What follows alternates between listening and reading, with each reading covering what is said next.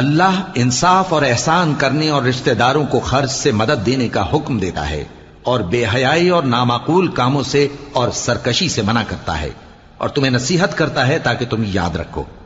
और जब अल्लाह से अहद करो तो उसको पूरा करो, और जब पक्की कस्में खाओ तो उनको मत तोड़ो कि तुम अल्लाह को अपना जामिन मुकर्रर कर चुके हो, और जो कुछ तुम करते हो अल्लाह उसको जानता है। और उस औरत की तरह न होना जिसने मेहनत से तो सूद काटा, फिर उसको तोड़कर टुकड़े टुकड़े कर डाला, कि तुम अपनी कस्मों को आपस में इस बात का जरिया बनाने लगो कि एक गिरोह दूसरे गिरोह से ज्यादा गालिब रहे। बात यह है कि अल्लाह तुम्हें इससे आजमाता है,